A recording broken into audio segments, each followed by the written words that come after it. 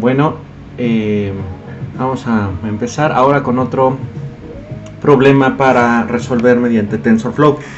En este caso vamos a resolver, o se va a mostrar cómo se resuelve un problema de regresión. Este problema de regresión, lo que se busca es entonces predecir la salida de un valor de tipo continuo. Pues sabemos entonces que vamos a tener unos ciertos datos que van a ir comportándose, por ejemplo, a lo largo del tiempo o por la cantidad de objetos que suceden, la cantidad de personas que se van infectando de alguna enfermedad, por ejemplo. O por ejemplo también cuánto va costando a lo largo del tiempo algún producto, la probabilidad entonces de que, no lo sé, de que alguien se infecte o no. Y bueno, por los tiempos en los que se está grabando este video, es un ejemplo que podría quedar bastante claro, ¿no? Yo creo que también pues, sucederá para la posteridad, pero bueno. A diferencia entonces de los programas, o más bien contrastando entonces con los problemas de clasificación, por ejemplo, con imágenes, en las que queremos que nuestro programa clasifique una cierta cantidad de imágenes, bueno, no más bien una cierta cantidad, de un cierto grupo de imágenes, quiera realizar una clasificación para decir, bueno, esto es un perro, esto es un gato, esto va a ser entonces un vestido, esto va a ser un zapato. Ver entonces, encontrar ese tipo de patrones, que es lo que hace muchas veces pues simplemente la mente de los animales, entre ellos el ser humano, ¿no? Por supuesto, encontrar ese tipo de patrones para asociarlos a algo que ya hayan visto con anterioridad. Muchas veces entonces también por eso nosotros se pueden ver rostros en las nubes, objetos en las nubes, objetos en rocas. Entonces que se le conoce como pareidolia, que es esa tendencia del cerebro entonces a asociar a ciertos patrones. Esos serían entonces los problemas de clasificación, que fueron de los otros videos que realicé, de cómo entonces mediante esta herramienta del TensorFlow y Keras se va a utilizar para entonces realizar esos procesos de clasificación. Pero en este caso lo que nosotros queremos es poder predecir cuáles van a ser los valores que puede tener algún, como ya decía en un principio, algún objeto con el precio, con la cantidad de contagios, con la cantidad, no lo sé, o sea, una gran cantidad de cosas que se pueden pensar, incluso por ejemplo hasta, no sé, ver cuándo no invertir en la bolsa de valores o cuándo no realizar alguna apuesta, por ejemplo, ¿no? También en el caso de eventos deportivos. Para este caso, bueno, entonces, tal como dice aquí, lo que vamos a hacer es entonces un problema de regresión. Este también es un problema muy clásico de los métodos numéricos, pero en este caso lo vamos a hacer con TensorFlow.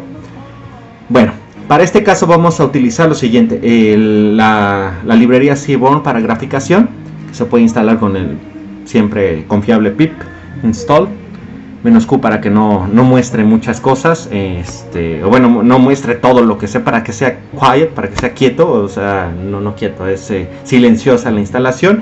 Y también es bastante importante instalar algunas funciones del TensorFlow Docs.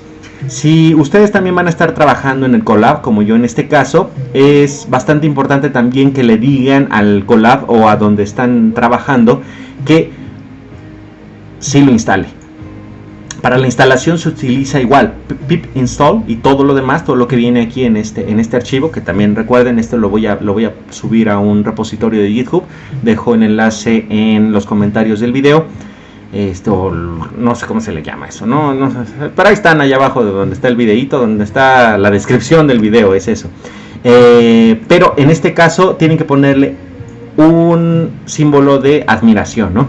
Para que funcione. Ok.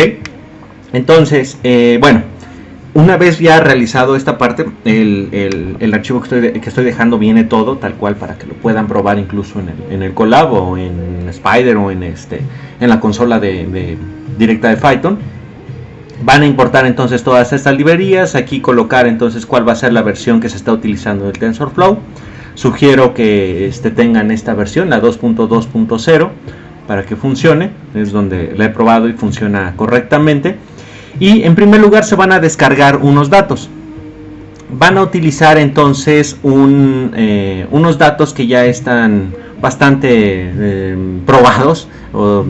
Es un grupo de datos, un set de datos que ya ha sido bastante trabajado o se ha utilizado mucho para esto.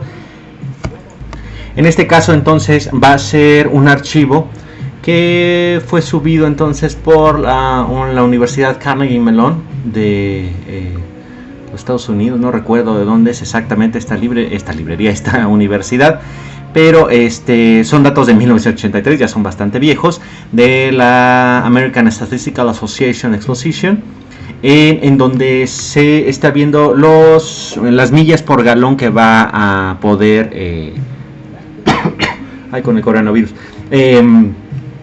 va a poder recorrer un auto, ¿no? Con un cierto galón de gasolina. Bueno, entonces con esta parte ya lo van a descargar. Aquí ya se ve que se descarga. Y entonces, ¿cuáles van a ser los pasos que se van a seguir? Por supuesto, aquí en estos programas, en la mayoría de los programas, también voy mostrando algunas funciones que las pueden ir revisando en el código original para ver entonces cuál es el set de datos que están trabajando, cómo está conformado, si es el caso de imágenes, cuáles imágenes son, etcétera, ¿no? En este caso, por ejemplo, vamos a tener los datos para la manipulación haciendo uso de la librería Pandas. También por ahí hay algún video que ya subí de cómo entonces tratar los videos directamente con Pandas. Entonces aquí me voy a ir un poco más rápido, en donde estos archivos, los CSV, están ordenados por ciertas columnas. En este caso vamos a tener todas estas columnas. Hay que poner cuáles van a ser los nombres de estas columnas en una lista: miles per gallon, las millas por galón, cilindros, desplazamiento, la potencia en caballos de fuerza, etcétera, ¿no? De los datos que están dando. Se van a leer los datos, entonces aquí read CSV. Y hay que ver entonces de manera muy importante que hay algunos datos que no existan o no están registrados. Muchas veces se les coloca como un NA. En ese caso, bueno, ese NA es not available, o sea, los datos no están disponibles. Digamos que es como una especie de convención para estas cosas de la ciencia de datos y del tratamiento de una gran cantidad de información que se puede realizar en varios lenguajes de programación. Principalmente se está trabajando ahorita en Python y en R, ¿no? Pero bueno, en este caso estos NA que salen aquí se van a cambiar por un signo de interrogación, que aquí me lo está marcando inmediatamente que lo estoy poniendo acá. Y el separador de los datos va a ser un espacio, ¿va? Después se va a hacer una copia de los datos, o sea, de los datos crudos que se están obteniendo directamente del archivo CSV. Se van a copiar y se van a mostrar entonces. Podemos mostrar con .head o .tail respectivamente los datos, los primeros 5 datos o los últimos 5 datos. También aquí se puede poner la cantidad de datos que queremos observar. Entonces, como ven, aquí se están poniendo del nombre de las columnas, se está sacando cada uno de estos datos, ¿no? Y entonces, ¿a qué corresponde? Vamos a ver la contabilidad de los datos con .count. Podemos ver que son 398, pero mágicamente aquí en horsepower nos está dando 392. ¿Qué es lo que pasa? ¿Qué es lo que está sucediendo aquí? El problema puede ser entonces que muchos de esos datos no disponibles estén en esa parte de los caballos de fuerza, de horsepower, ¿no? Entonces, hay que revisar si hay estos datos perdidos o los not available. Entonces se pone el nombre del set de datos, el nombre del grupo de datos, la cantidad de los datos que se tienen, se pregunta XNA y se hace la suma. Recuerden que Python está funcionando como con un paradigma de programación funcional. Entonces se puede ir utilizando cada una, bueno, funcional, y además de programación orientada a objetos, se puede ir realizando este tipo de cosas para ir mandando a llamar ciertas funciones dentro de las clases de objetos que se tienen, ¿no? Entonces vamos a tener esta clase, esta variable que está funcionando como una clase, un objeto, dataset, que va a tener este método, pero a su vez este método está funcionando todo esto como una clase y va a tener también el método de suma. Entonces, si estamos viendo, bueno, esto también lo explico en algún otro video que está en el canal región 8 del Tutubo. En este caso los horsepower tiene 6 datos que son no disponibles, entonces son los datos que nos están faltando aquí. Es bastante importante entonces considerar cómo se van a tratar estos datos, para que en el momento de que se procese de repente no se encuentre nada o se encuentre un 0 o alguna cosa así.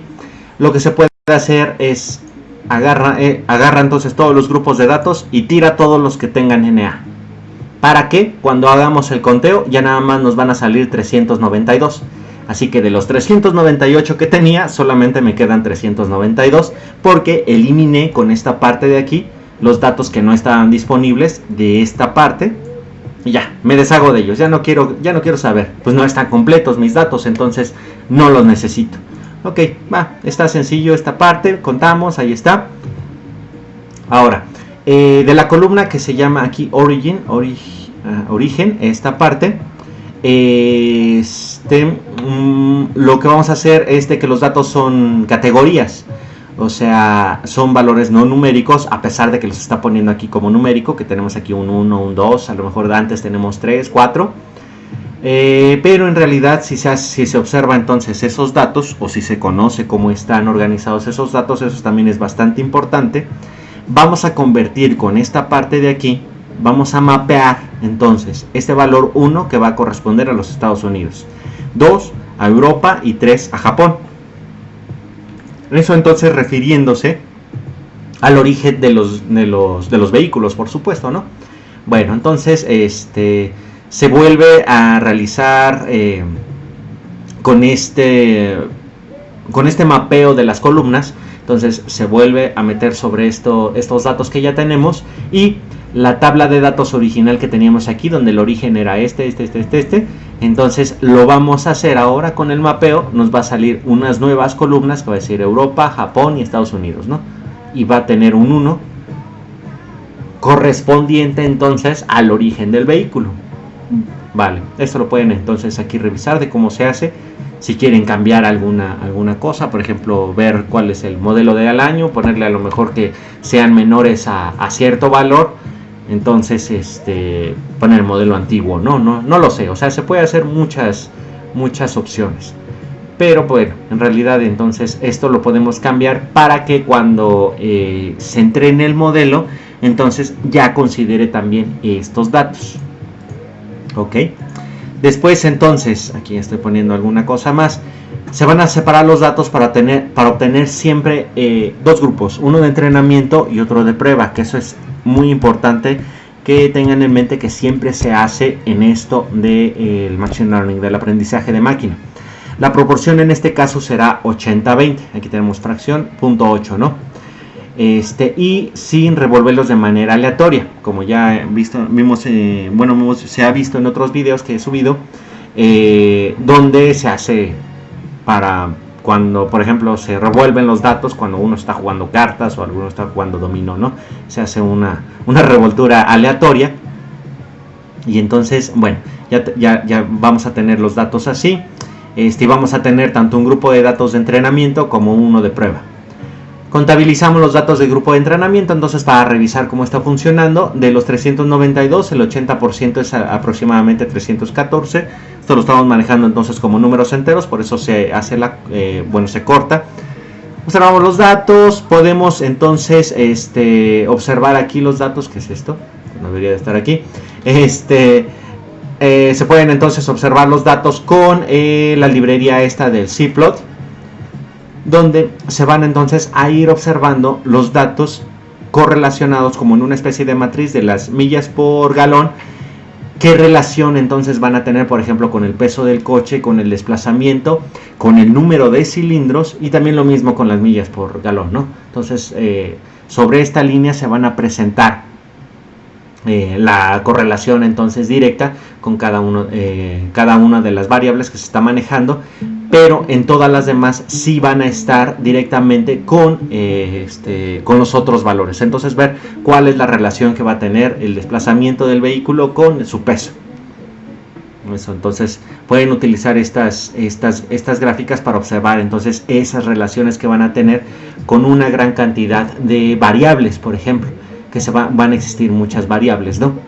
En este caso no estamos poniendo, por ejemplo, el año del modelo o eso, nada más queremos ver estas, que se podrían acomodar, podrían hacer la prueba ustedes de ver entonces cómo se relaciona, por ejemplo, la potencia del motor con el año del modelo, ¿no? O cuáles países tienen mayor potencia de motor o cuáles dan mayor aceleración. Entonces, para eso sirven estas gráficas. Se puede observar también las estadísticas, ver el conteo de datos, la media, la desviación estándar, cuál es el mínimo y los cuartiles 25, 50 y 75% y el máximo de valor, o sea, el 100% técnicamente, ¿no? En el caso de los cuartiles, de cómo están entonces distribuidos, ¿no?, los datos.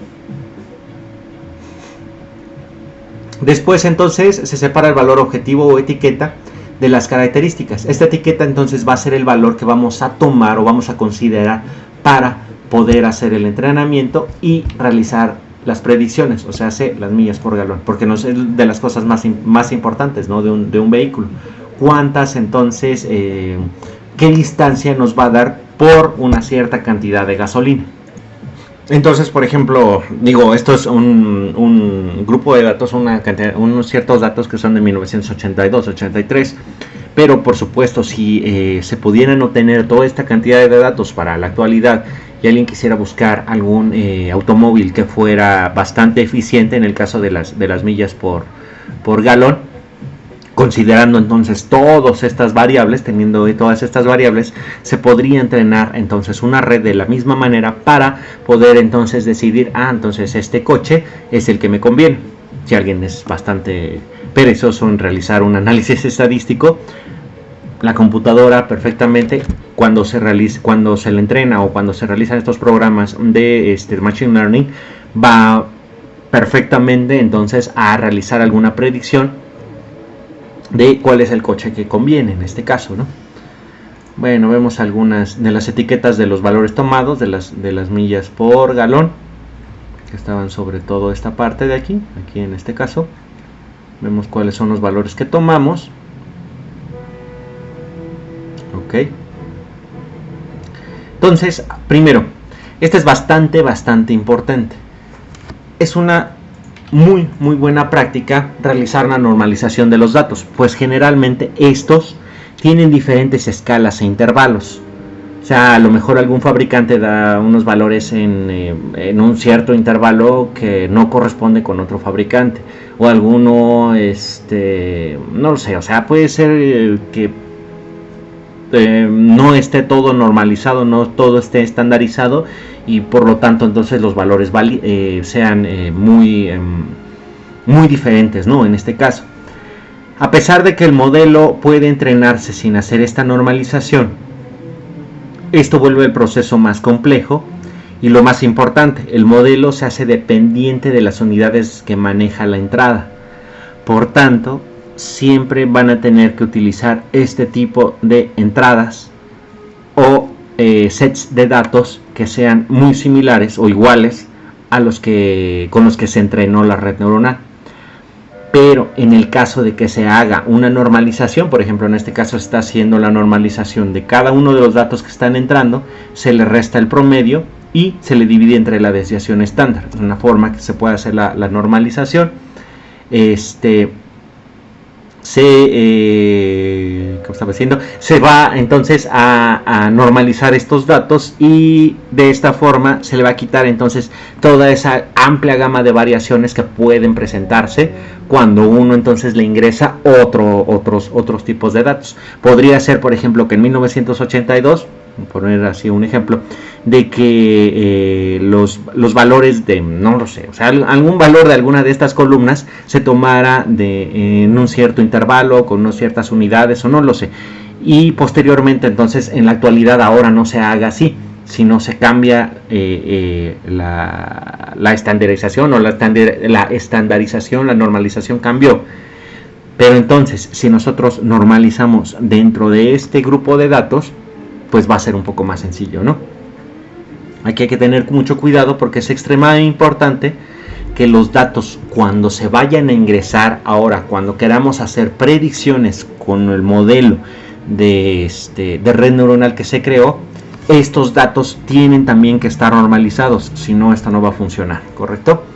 Vale, entonces, bueno, aquí están los datos normalizados. Vamos a ver entonces cuáles son la cantidad de datos que tenemos aquí, y se usa un modelo. Aquí hay algunos datos, la función de activación en este caso va a ser la ReLU, ya se había mencionado cómo va a ser. Vamos a tener entonces aquí dos capas de tipo denso con 64 nodos cada una. Mi salida va a ser de 1, porque va a ser un valor único continuo, solamente lo que necesitamos. El optimizador, entonces vamos a utilizar un RMS. Aquí está, por ejemplo, la esencia del RMS prop. ¿De qué está tratando el RMS prop? En el caso del optimizador, esta cosa lo que hace es mantener un promedio móvil, con descuento, del cuadrado de gradientes. Vamos a dividir entonces el gradiente, los cambios que hay, entre la raíz de este promedio, y va a utilizar como argumento el ritmo o la velocidad de aprendizaje. Pueden observar un poco más de estos datos en esta dirección que estoy dejando aquí, perdón. Y bueno, se le coloca aquí entonces este valor. La función de pérdida, no sé dónde está, o la función perdida, va a ser la MSE, un Mean Square Error, el error cuadrático medio, que es una métrica, un valor para revisar entonces qué tan bueno es nuestro modelo de regresión, que es muy utilizado en este tipo de problemas, ¿no? De este tipo de problemas, entonces, de predecir valores a partir de unos datos que ya se tienen. Como ya mencionaba en un inicio, hay algunos métodos numéricos que lo realizan de manera matemática, ¿no? Que igual Machine Learning se maneja mucho sobre matemáticas, pero bueno, se va sobre el aprendizaje entonces de un grupo de datos, de un set de datos. Entonces, esto se puede crear en una especie como de función para regresar tal cual el modelo, se le llama, se ve entonces cuál es el resumen de este modelo, ¿vale? Aquí podemos ver. Y ahora se pueden probar el modelo tomando un conjunto, por ejemplo, de 10 ejemplos con los datos de entrenamiento. Aquí están, ¿no? Norm Train Data. Estos, recuerden lo que decía hace rato, se tienen entonces que normalizar, que aquí lo que tenemos, ¿no? Ya cuando se hace la normalización. Y aquí me perdí. Entonces tenemos esos 10 ejemplos. Se utiliza entonces la función o el método predict del modelo para realizar entonces las predicciones y vemos cuáles son los resultados, ¿no?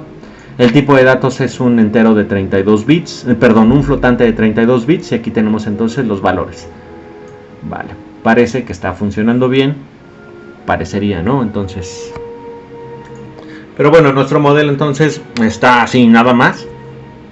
Los datos que está presentando aquí no están del modelo entrenado, sino simple y sencillamente lo tomamos y, órale, aviéntame estos datos. Entonces, el error es muy grande, la exactitud es baja, las pérdidas son altas, la exactitud es baja.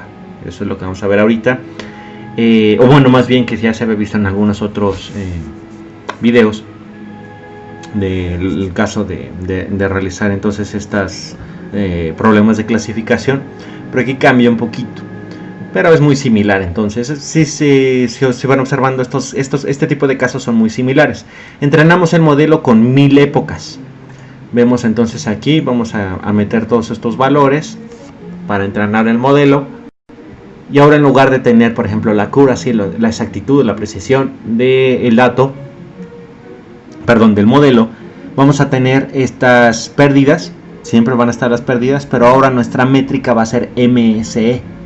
¿Recuerdan el que tenemos aquí? El error cuadrático medio. Entonces, el error cuadrático medio debe de disminuir, al igual que las pérdidas.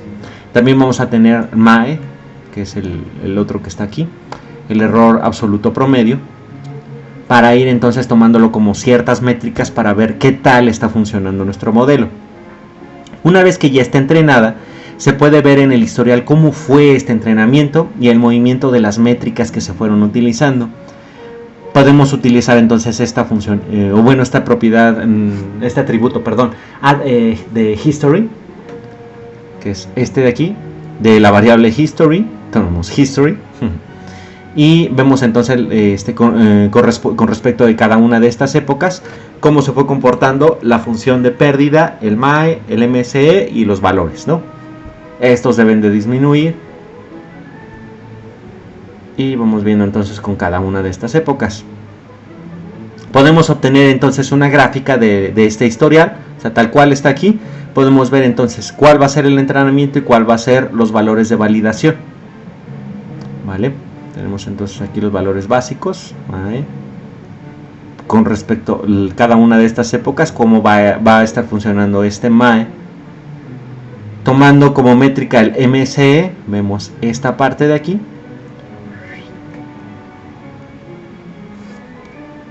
Si nos damos entonces cuenta de esto, de repente ambos están bajando bien. Pero después de una cierta cantidad de épocas de entrenamiento, esto ya empieza a alejarse. Porque estos dos valores, tanto de validación como de entrenamiento, deben de ir tanto a la par. Para decir entonces que el modelo está trabajando bien o se está entrenando de manera correcta. Porque en este caso lo que estamos nosotros observando se le conoce entonces como overfitting. Que también hay un video, o se subirá un video correspondiente a esto del overfitting, el underfitting. Ok, pero para evitar entonces que con el número de épocas se empiece a presentar esto y el modelo ya no responda bien a los datos, a ciertos datos nuevos que le empiecen a llegar, pues lo que se hace es utilizar alguna cosa para detener automáticamente cuando los valores de validación ya no mejoren. O sea, o más bien que ya no mejoren o incluso que empeoren. Lo que se utiliza entonces es el early stopping. Aquí hay una cierta información sobre el early stopping, el detenerlo de manera temprana. Podemos rehacer entonces el modelo y utilizar este parámetro, el parámetro patience, el parámetro de paciencia, que es la cantidad entonces de épocas para revisar la mejora. Vamos a ir entonces revisando con cada una de estas épocas, o cada que el modelo entonces esté pasando sobre todos los datos, sobre toda la cantidad entonces de datos, ir entonces revisando, a ver qué tan bien está funcionando nuestro modelo. Se pasa a otra época, se revisa y así sucesivamente. Aquí entonces se vuelve a entrenar el modelo, se hace un entrenamiento entonces del modelo con los mismos datos que se tenían, pero ahora con esta función del early stopping, con el parámetro de paciencia, para ir revisando entonces cada 10 épocas qué tan bien está funcionando esta cosa. Se entrena de nuevo y ahora vamos a observar que de manera automática el modelo está deteniendo aproximadamente un poco arriba de las 60 épocas, ¿no? Y ahí está deteniendo. Podrían ustedes contabilizar este número de puntitos que corresponde a cada una de las épocas. Háganlo. ¿Sale? Y entonces aquí estamos viendo el MAE, que también está funcionando. En qué momento se detiene y dice, ahí ya el modelo está aprendiendo bastante bien. Ya no le hagas más. Ok.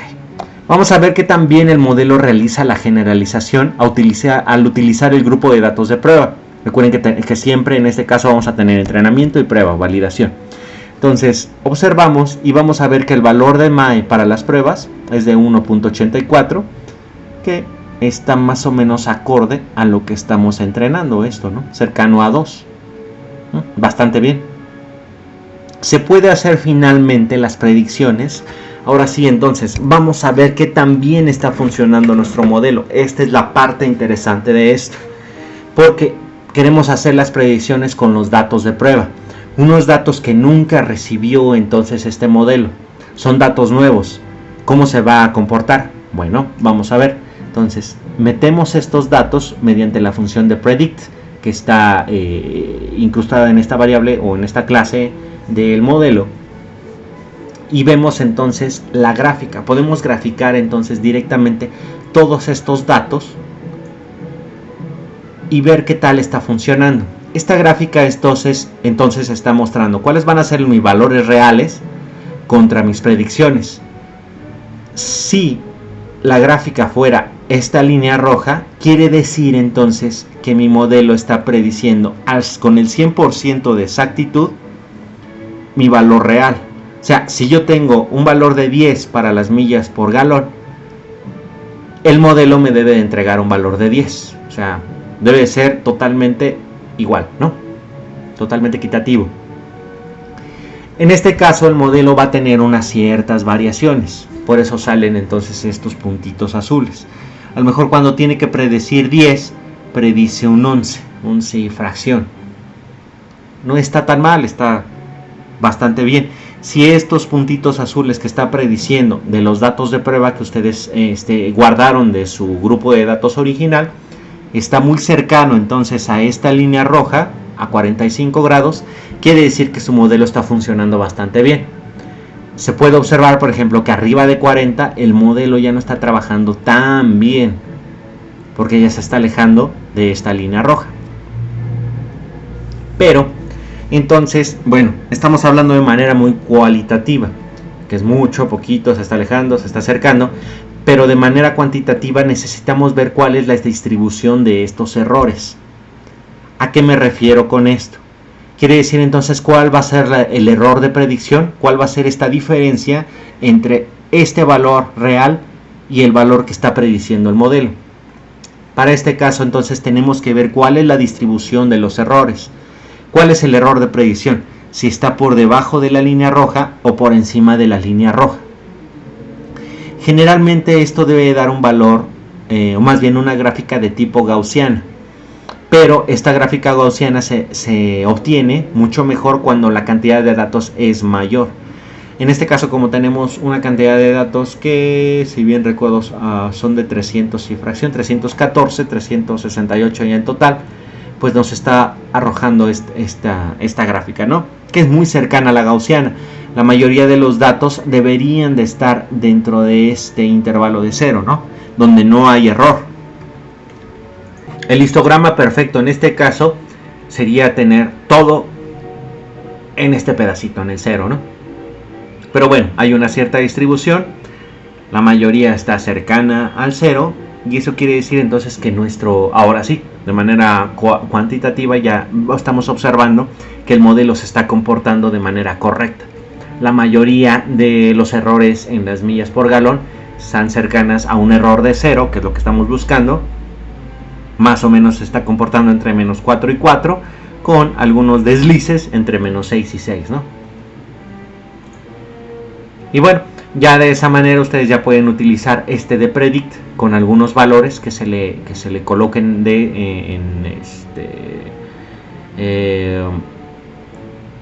al modelo para entonces hacer predicciones con los datos que ya están entrenados, ¿no? Y entonces observar qué es lo que les arroja.